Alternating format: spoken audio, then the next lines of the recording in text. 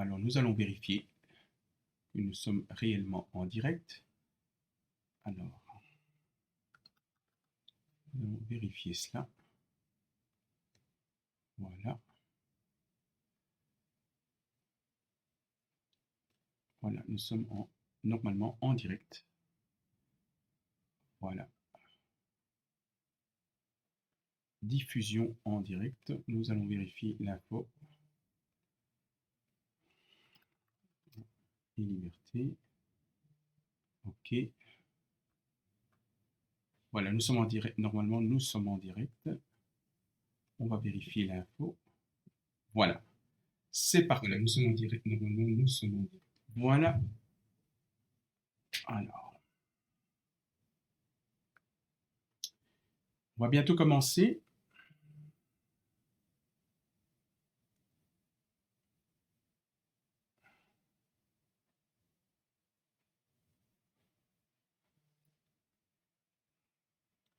Voilà, bonjour à toutes, bonjour à tous. Bienvenue sur le JT de 13 heures sur notre page www.droit-liberté.be ainsi que sur notre page Facebook Droit et Liberté DL.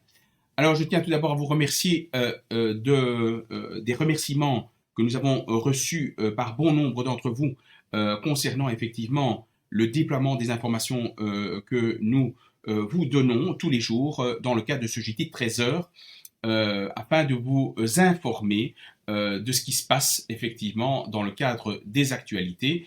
Et donc, à ce titre, je tenais à vous en remercier. Alors, la première chose avant de commencer l'actualité, je tiens, même si ça fait partie de l'actualité également aussi, deux éléments importants. La première chose, c'est que sur base effectivement des sources de François, ainsi que d'autres sources comme Orion Code et d'autres sources encore, Luc Montagnier, le professeur Luc Montagnier, est décédé ce mardi, dans un hôpital qui visiblement donc en France, et nous tenons à vous l'indiquer. Et donc je fais au nom de toute l'équipe de Droit et Liberté effectivement nos condoléances pour la famille du professeur Luc Montagnier. Il faut savoir que Luc Montagnier est un scientifique de renom à l'échelle internationale, et ça a été un de ceux qui se sont opposés effectivement à la vaccination en masse Covid-19 par rapport à cette thérapie génique. Et sachez aussi à cet égard que dans le cadre des informations que nous disposons, effectivement, nous pouvons vous indiquer qu'il a laissé un message, j'essaie de retrouver ce message, un message lorsqu'il s'était rendu à Milan, donc le 18 janvier 2022 à Milan. Il a indiqué très clairement qu'il demandait effectivement, il demandait que la vaccination Covid-19 puisse s'arrêter. Donc, il a demandé à ce qu'on arrête la vaccination Covid-19 car effectivement, et il demandait à ses collègues d'être le gardien de l'humanité. Et donc, c'est important de retenir ces paroles qui ont effectivement tout son sens lorsque nous voyons qu'effectivement, il y a des effets secondaires graves de plus en plus et que nous devons absolument appliquer le principe de précaution pour éviter de mettre à mal la santé des citoyens. Alors, nous sommes également étonnés que les médias mainstream n'aient pas relayé l'information. Nous sommes vraiment particulièrement choqués parce que même s'il n'y a rien d'étonnant que les informations sont filtrées par les médias mainstream, mais nous sommes quand même assez déçus de la part des médias mainstream de ne pas avoir relayé l'information concernant le décès de Luc Montagnier, qui est vraiment un éminent scientifique à l'échelle internationale, et que ces informations n'ont pas été relayées par les médias mainstream parce que tout simplement Luc Montagnier allait à l'encontre des décisions politiques qui sont prises à l'échelle européenne et voire même au niveau mondial. Donc nous sommes vraiment déçus des médias mainstream de ne pas avoir relayé cette information qui est une information très importante. Et voilà, pour montrer très simplement qu'il y a lieu vraiment de modifier, je pense sincèrement qu'il y a lieu de modifier la composition du conseil d'administration des structures des médias mainstream, justement pour s'assurer effectivement d'une indépendance ou dans les informations émises. Donc même si cette information n'est pas confirmé, ce décès n'est pas confirmé par des sources hyper sûres, il n'en demeure pas moins que les journalistes auraient pu investiguer. Droit et Liberté a contacté effectivement l'hôpital en France pour savoir ce qu'il en était par rapport au décès du professeur Montagnier. Malheureusement, aucune information n'a pu sortir de ces murs. Visiblement, ces informations ne peuvent pas visiblement être communiquées à ce stade, tout simplement. Alors, deuxième chose importante avant de commencer l'actualité, sachez que vous savez qu'il y a toutes les semaines, une fois par semaine, nous lançons des actions de terrain, vous le savez. Donc, la semaine passée, nous avons lancé une première action de terrain, notamment pour mettre la pression vis-à-vis des hôpitaux de ne pas discriminer les vaccinés et les non-vaccinés dans le cadre des traitements de soins, vous le savez. Nous avons eu effectivement un certain succès parce qu'effectivement, plus de 1000 personnes se sont effectivement opposées en tant que donneurs de dons, donneurs de sang et donneurs de sperme, tant qu'effectivement il n'y a pas une prise de position politique et une position claire au niveau des hôpitaux à ne pas discriminer les vaccinés et les non vaccinés dans le cadre des interventions de soins et dans le cadre de la transplantation d'organes. Et donc, effectivement, il y a eu un grand succès et effectivement, ça continue. Donc, nous demandons effectivement aux politiques de ne pas discriminer, de ne pas mettre des barrières dans l'accès aux soins par rapport aux non-vaccinés. Parce que c'est visiblement, dans la transplantation d'organes, il y a une discrimination de fait, car nous avons été interpellés par notamment une maman, je rappelle une maman, qui ne peut pas voir son fils obtenir une transplantation de rein, un enfant âgé de 24 ans, donc un hôpital refuse la transplantation d'un rein sous prétexte qu'il n'est pas vacciné. Et le chirurgien a clairement dit qu'il refuserait l'opération si l'enfant ne se fait pas vacciner. Ça, c'est une réalité. Donc, n'hésitez pas à signer la pétition qui se trouve sur notre site internet www.droit-liberté.be concernant les soins de santé. Alors, il y a ce soir, donc à 18h, il y aura un live qui sera prévu où on va vous donner une deuxième action de DL, une décision toujours dans la légalité, dans la constitutionnalité, mais vraiment des actions qui vont progressivement secouer le cocotier, comme on dit, et donc je vous assure que les choses vont changer. Donc n'hésitez pas à vous loguer, que ce soit sur notre site internet www.droit-liberté.be, que ce soit également sur la page Facebook de Droit et Liberté. Loguez-vous donc ce soir à 18h pour vous expliquer la deuxième action, et je vous assure que ça va barder, comme on dit, dans le jargon bruxellois. Alors, nous allons commencer les actualités. Alors, je vais d'abord donner les titres de l'actualité. Alors, il faut savoir tout d'abord que la Belgique est qualifiée de défaillante dans l'index de la démocratie. Visiblement, une étude a été menée et visiblement, la Belgique est en position 36 dans l'échelle du respect de la démocratie et de l'état de droit. Et donc, on va vous expliquer en détail cette étude.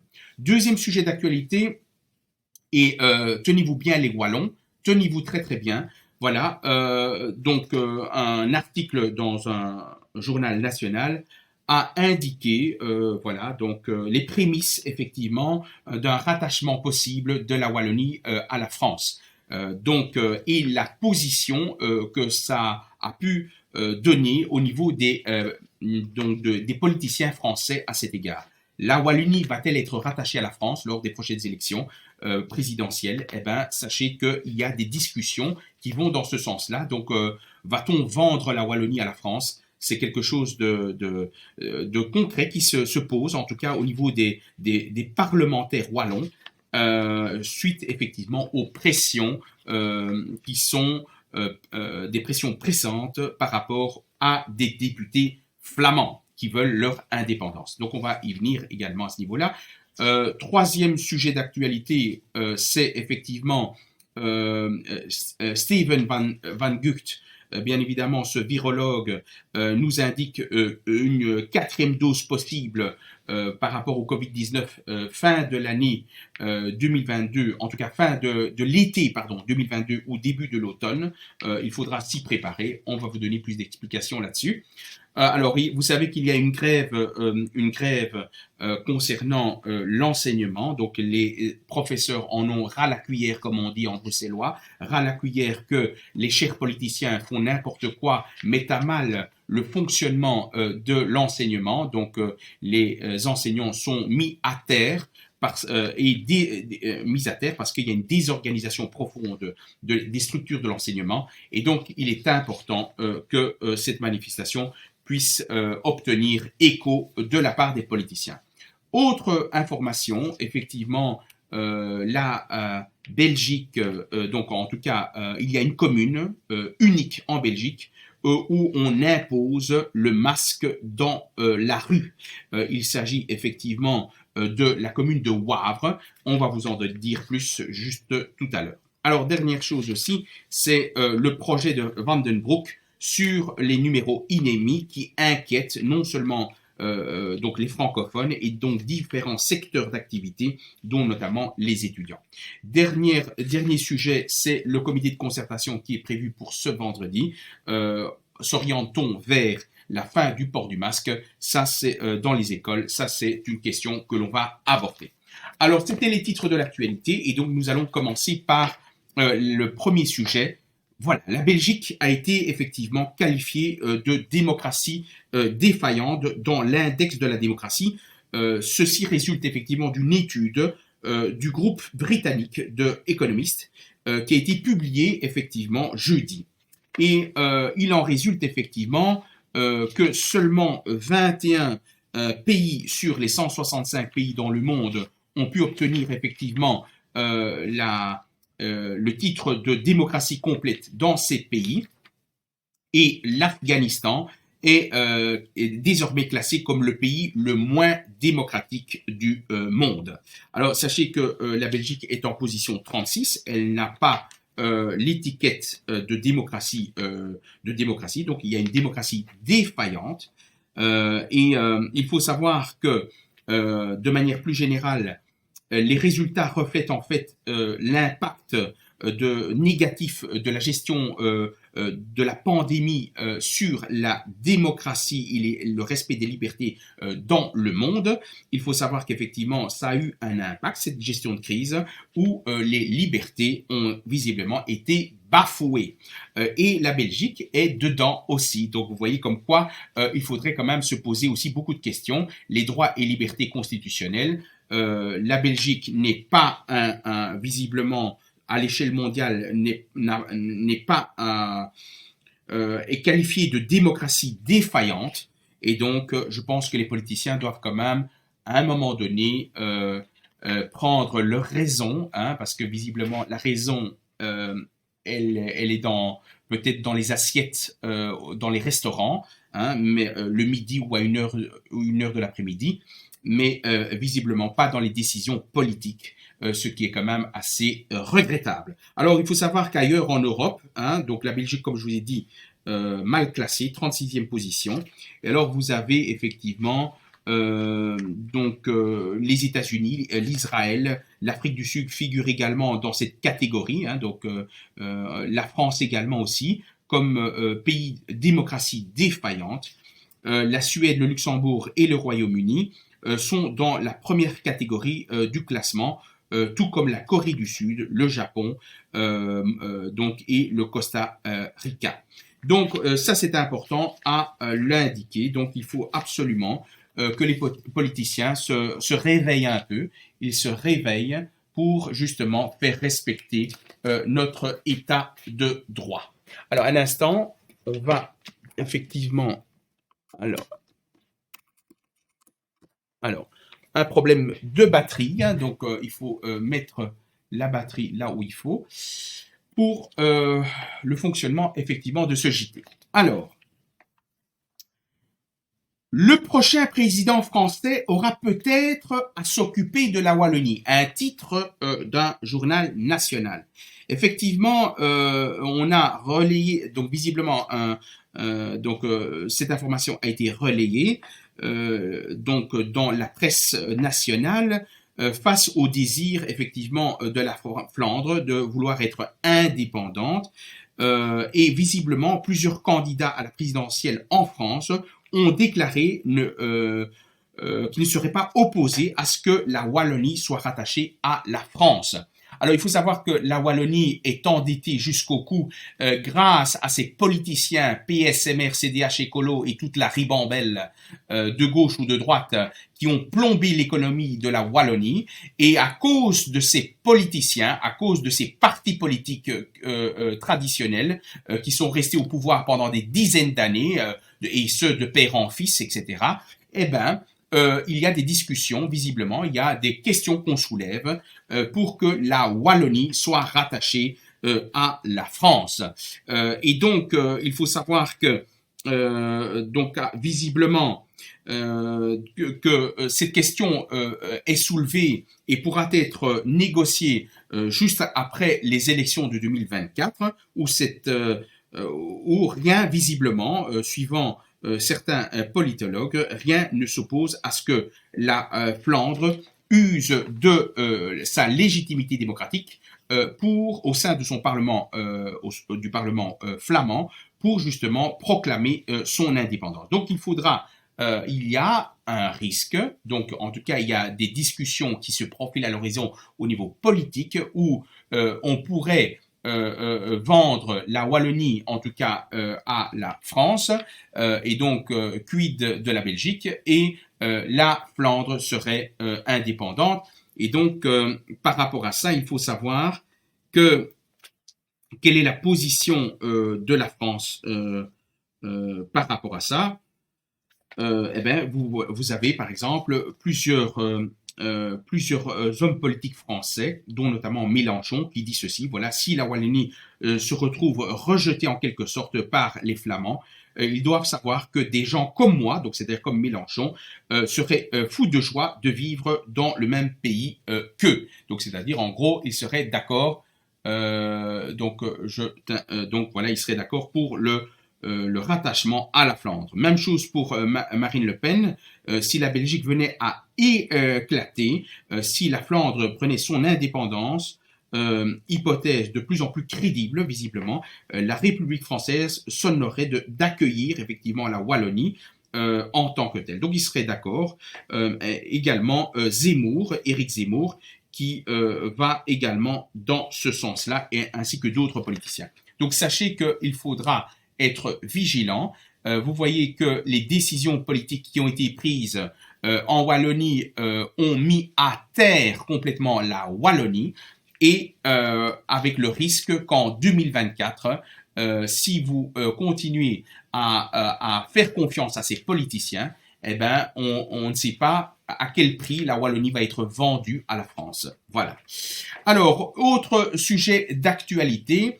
Donc, il faut savoir qu'une quatrième dose est possible pour la fin de l'été ou le début de l'automne, prévient effectivement donc Steven Van Gucht. En fait, il considère effectivement que la quatrième dose va arriver, dit-il. Je suppose que ce sera pour la fin de l'été ou le début de l'automne, je suppose. Donc, je ne sais pas sur quels critères il s'appuie, mais visiblement, il pourrait avoir des indicateurs, peut-être pas une boule de cristal, mais peut-être d'autres indicateurs. La question est de savoir, dit-il, sur quel groupe doit-on se concentrer par rapport à cette quatrième dose, uniquement les personnes présentant un risque accru ou la population générale. Donc vous vous rendez compte, il va jusqu'à dire que même la population générale pourrait obtenir effectivement une dose de vaccin Pfizer.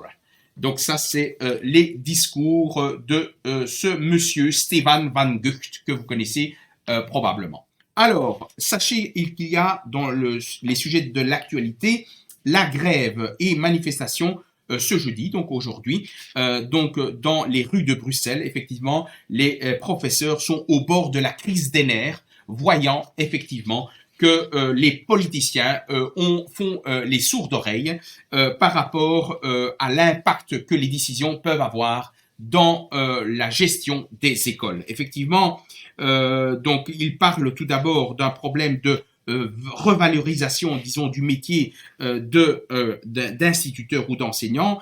Il s'inquiète effectivement de l'avenir de la profession et de l'avenir également des élèves en tant que tel, parce que très simplement, les cours sont suspendus lorsqu'il y a des cas contacts et d'autres décisions politiques de ce type qui mettent à mal la fermeture des écoles ou la fermeture des classes et avec un impact sur l'enseignement et autres. Alors, il faut savoir que visiblement, les politiques indiquent qu'il pourrait y avoir un budget, mais donc bien évidemment, est-ce qu'il s'agit d'une carotte ou pas? Mais donc les enseignants indiquent qu'il n'y a pas vraiment un budget taillé sur mesure par rapport à la préoccupation des enseignants. Et donc, il est évident que les enseignants ne vont pas se laisser faire et sont actuellement dans les rues. Caroline Désir donc va accueillir effectivement ces syndicats. Et alors pour le surplus, je sais, vous savez que parfois j'ai une boule de cristal. Est-ce qu'il y aura des casseurs à cette manifestation organisée par les syndicats? J'ai pas une boule physique de cristal, hein, mais je sens vraiment qu'il n'y aura pas de casseurs et donc il n'y aura pas de débordement. Ça, c'est ce que je vois dans ma boule de cristal. Et donc, il n'y aura pas de casseurs dans ces manifestations organisées par les syndicats. Donc voilà, donc ça c'est dans la pratique courante. Quand c'est le politique qui fait les manifestations et quand c'est les syndicats qui font la manifestation, eh ben, il n'y a pas de casseurs ou il y a très peu de choses qui se passent sous cet angle-là. Alors, sachez par ailleurs dans l'actualité, et on est quand même assez étonné vraiment parfois où l'absurdité peut aller jusqu'à au paroxysme, sachez ici que la ville de Wavre est l'unique commune en Belgique où on impose encore le masque en rue. Alors ça c'est quelque chose d'assez étonnant déjà, et ce depuis déjà 2 mois. Où la ville de Wavre impose aux passants de mettre le masque à l'extérieur dans une grande partie de son centre urbain, 7 jours sur 7, de 8 heures du matin jusqu'à minuit. Ah, mais voilà, donc après minuit, vous ne devez pas mettre votre masque en rue. C'est quand même rassurant tout ça, mais avant minuit, même s'il n'y a pas un chat ou une souris, ben donc les habitants de Wavre devront mettre le masque obligatoirement sous peine d'amende. Eh ben ça c'est le politique dans la commune de Wavre. Vraiment quelque chose de tiré par les cheveux, c'est quelque chose d'incroyable. Alors, le projet de Van den Broek sur les numéros INAMI inquiète effectivement les francophones qui font pression. Alors bien évidemment, il n'y a pas que les étudiants qui font pression par rapport à cela. Et effectivement, comment justifier que des étudiants qui passent l'examen d'entrée pour les études de médecine font leurs études et puis ensuite on les bloque à la sortie. C'est quelque chose d'inacceptable et donc des pétitions ont été lancées par des étudiants, mais également donc des pressions au sein du gouvernement de la Fédération Wallonie-Bruxelles. Alors, dernier sujet d'actualité, le comité de concertation de ce vendredi, donc c'est-à-dire demain. Il faut savoir que des discussions portant sur l'assouplissement des mesures pourraient être prises donc ce dimanche. Il faut savoir ce vendredi, pardon, donc demain. Alors on dit qu'il y a probablement qu'on passera au code jaune, hein, vous savez, c'est comme les feux rouges, hein, sauf qu'il n'y a pas le vert. Hein, donc le vert, on sera toujours dans une crise sanitaire, visiblement. C'est soit jaune, soit orange, soit rouge. Le vert, ça n'existe plus. Donc on sera toujours avec des restrictions. Hein, ça, c'est les chers politiciens belges. Et j'espère qu'ils vont réfléchir parce que la Belgique, visiblement, est un pays défaillant au niveau de la démocratie. Voilà, donc j'espère qu'ils vont réfléchir. Et alors, dans le cadre de ce code éco, on pourrait tendre vers la fin du port du masque à l'école. C'est quand même assez étonnant, la fin du port du masque dans les écoles, maintenant, hein, alors que le Conseil d'État a reçu, effectivement, de la part de Droit et Liberté, a reçu les rapports scientifiques qui montrent la dangerosité des masques par rapport aux enfants. Mais je tiens à dire à nos politiciens belges que même si vous retirez effectivement le port du masque, eh ben, il y aura également une action au niveau pénal et vous allez vous expliquer devant le juge pénal par rapport à l'impact négatif du port du masque des enfants. Où vous les avez mis à terre, ces enfants-là, et vous allez vous expliquer, et nous allons produire effectivement ces rapports au niveau scientifique par rapport à l'impact du port du masque des enfants de 5-6 ans au niveau de l'enseignement, au niveau de la santé mentale, physique, psychique et autres. Voilà, je tenais à le souligner, les politiciens devront s'expliquer devant la justice. Parce qu'on en a ras la cuillère que ces politiciens décident et ces décisions n'ont ni queue ni tête, comme on dit. Voilà, chers amis, donc merci de nous avoir suivis. Donc, n'hésitez pas à vous inscrire à la newsletter de Droit et Liberté, donc www.droit-liberté.be. Inscrivez-vous, comme ça vous serez informés. Inscrivez-vous également à la page Facebook de Droit et Liberté, on ne peut pas le faire pour vous, parce que très simplement, Facebook a décidé de bloquer effectivement les invitations, a décidé de ne pas publier certaines informations, parce que quand on veut publier, on ne sait plus tout publier, donc la portée de nos publications est limitée. Bonjour la démocratie, bonjour l'état de droit. Les politiciens ne font rien pour assurer la liberté d'expression et d'opinion dans les réseaux sociaux. Ben, ça ne les arrange pas parce que vous savez que les réseaux sociaux ont un impact négatif sur les décisions politiques et donc, comme par hasard, Facebook risque de ne plus déployer ses services en Europe. Vous voyez que tout se concorde très bien. Hein, donc, ça a un impact sur la vaccination Covid-19 et donc, bien évidemment, Facebook ne va plus rendre de services peut-être dans les prochaines semaines. Ça, je trouve ça vraiment tip-top, taillé sur mesure, je trouve. Eh ben, je trouve ça scandaleux que les politiciens ne font rien pour garantir la liberté d'expression et d'opinion des citoyens. C'est pourtant des dispositions constitutionnelles qui sont prévues dans notre Constitution et visiblement, les politiciens n'en ont rien à faire. Ils pensent bien évidemment au budget de leur salaire, ça c'est prévu, hein, le budget de leur salaire c'est prévu, le budget des travaux publics, ça c'est prévu, hein, parce que ce sont des dépenses très très importantes, il faut vraiment dépenser, hein. Vous savez qu'il est important de dépenser, en tout cas de prévoir un budget avant la fin de l'année 2021 pour dépenser ensuite, ça c'est quelque chose d'important, sinon vous avez moins de recettes et on se plaint encore que la Wallonie est en faillite. Et donc c'est quand même très regrettable. En tout cas, merci à toutes et à tous de nous avoir suivis et donc à demain, donc à 13h. Et sachez aussi que à 18h aujourd'hui, en direct, vous avez effectivement l'action DL numéro 2 pour mettre le bouchon et pour que le bouchon de la bouteille de champagne puisse exploser vraiment dans les idées foireuses des politiciens belges. Voilà les amis, à tout à l'heure à 18 h en direct. Merci à vous. À tout à l'heure, au revoir.